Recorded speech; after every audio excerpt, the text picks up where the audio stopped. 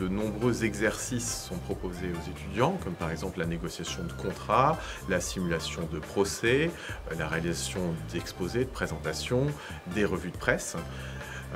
À cet égard, une grande partie des cours sont assurés par des professionnels, directeurs juridiques de club, avocats spécialisés, directeur général d'une entité sportive.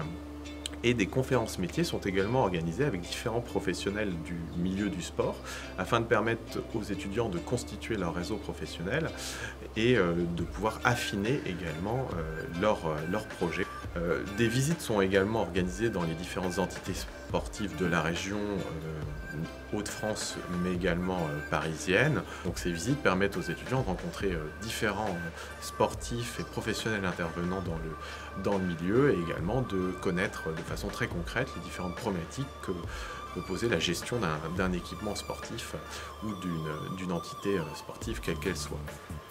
Enfin, des projets tutorés sont proposés, c'est-à-dire que les étudiants sont invités en petits groupes à traiter une difficulté juridique, un projet juridique posé par un professionnel.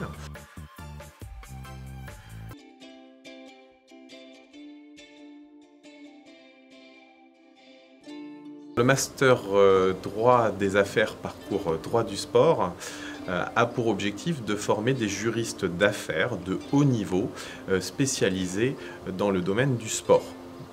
Il permet donc d'accéder aux différents métiers de ce secteur économique particulier, alors que ce soit les métiers dans les entreprises liées au sport, des entreprises type Decathlon, les services des sports des collectivités territoriales, la région, le département, les villes, ou de l'État, le ministère des Sports, direction régionale de la jeunesse et des sports, mais également toutes les entités du mouvement sportif, les fédérations nationales, fédérations internationales, les ligues, les districts, mais également les clubs de football, de rugby, de basket, des différents sports. Mais encore les syndicats professionnels, que ce soit d'employeurs ou de salariés. Et les étudiants peuvent également passer des concours ou des examens, par exemple l'examen d'entrée au centre de formation des professionnels du barreau pour devenir avocat.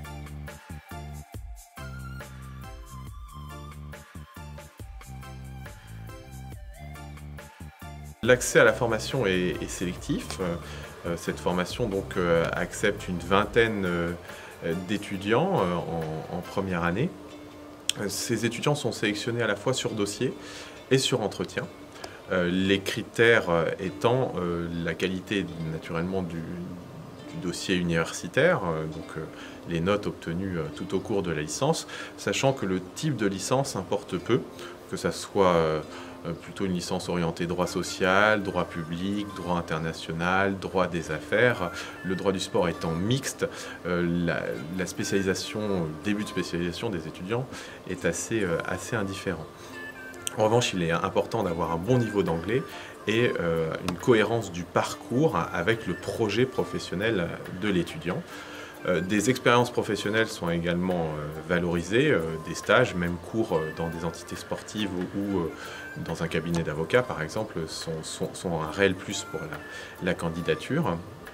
Et par ailleurs, lors des entretiens, une partie de l'entretien s'effectuera en anglais et on vérifiera également la connaissance du milieu sportif par l'étudiant ainsi que son sens du travail en équipe.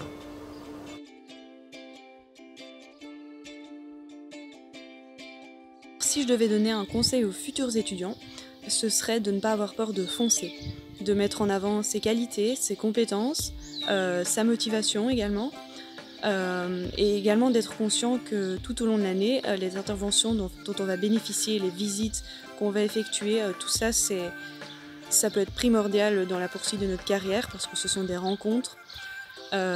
Également ne pas avoir peur de s'impliquer, que ce soit directement ou indirectement dans le master, parce que ça aussi c'est quelque chose qui peut être riche pour nous étudiants.